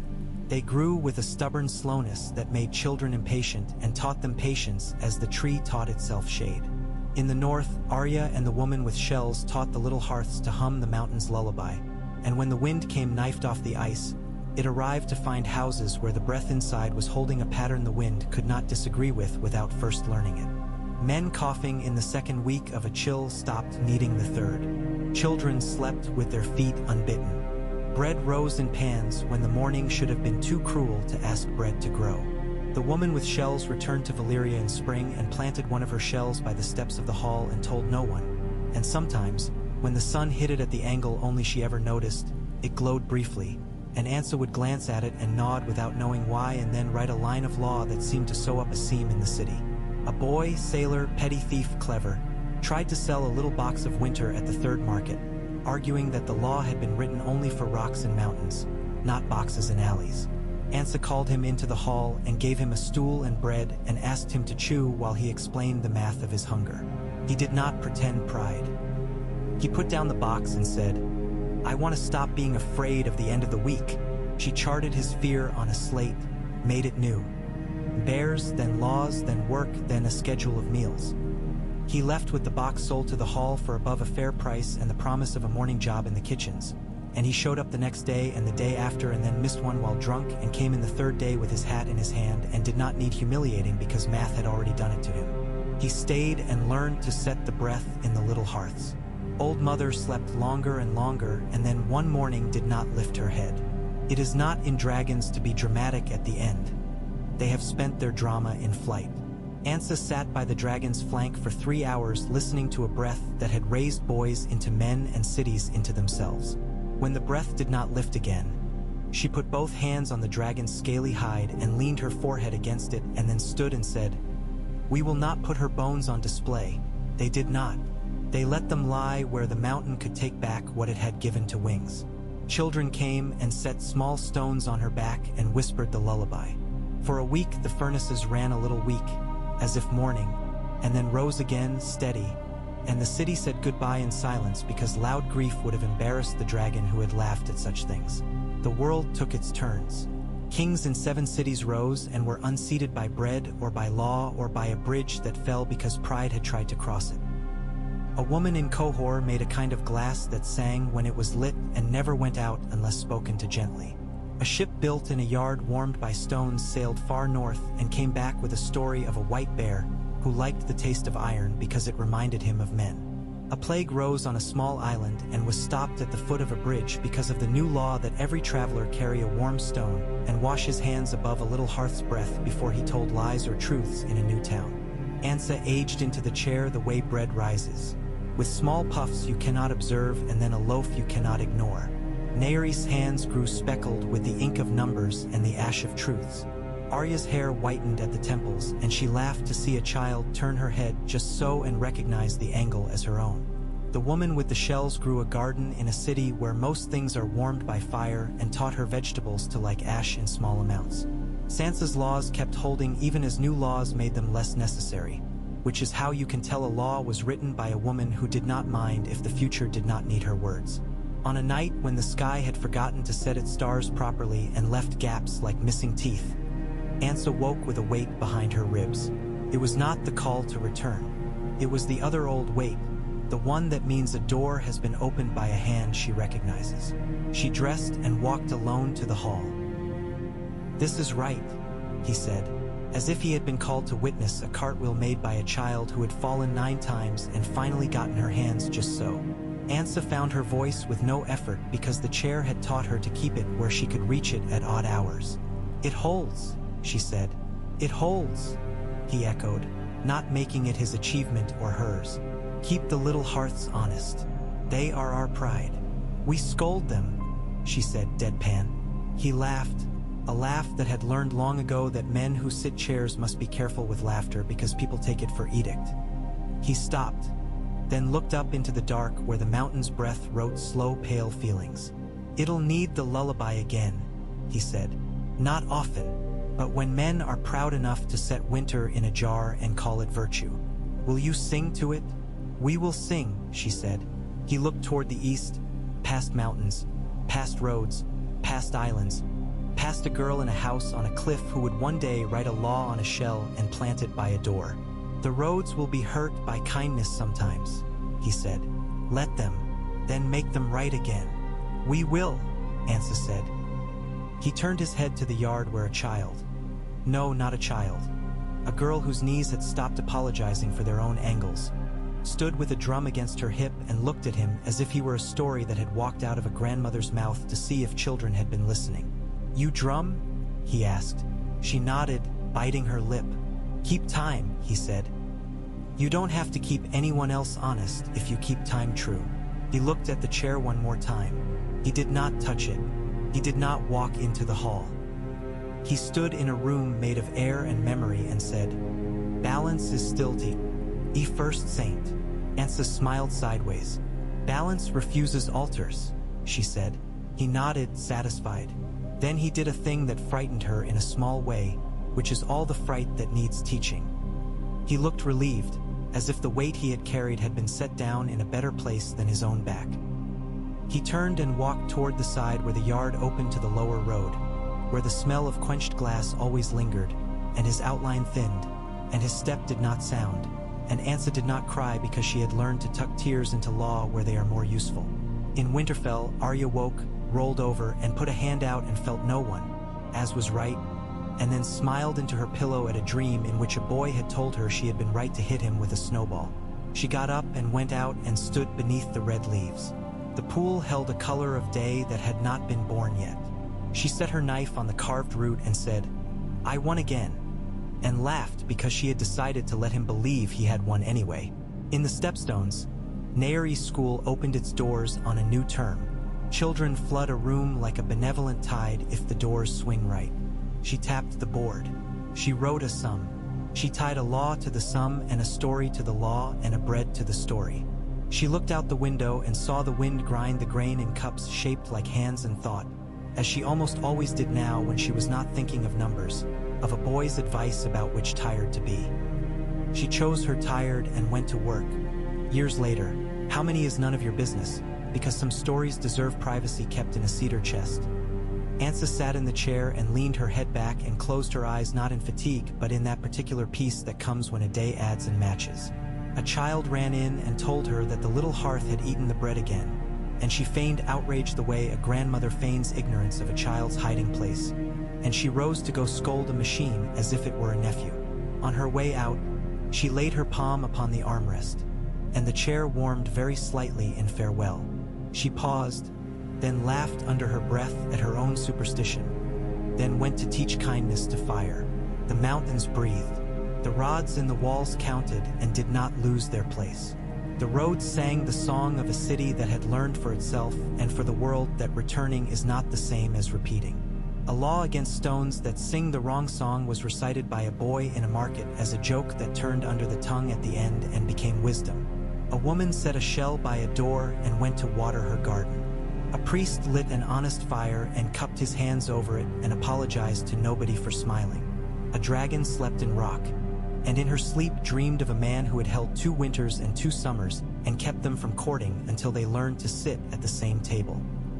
And far away, on a coast where the sea bites the land with a lover's carelessness, a girl set down a basket of fish on a slab of black glass that had cooled before her grandmother was conceived, and she glanced up and saw a shadow cross the sun. She did not startle. She shaded her eyes and smiled. "Old story," she said to no one. "New day." Then she bent to her work and laid out the fish in lines as straight as a law, knowing that somebody 1,000 miles away would feel comfort in those lines without knowing why, and that was reason enough to make them straight.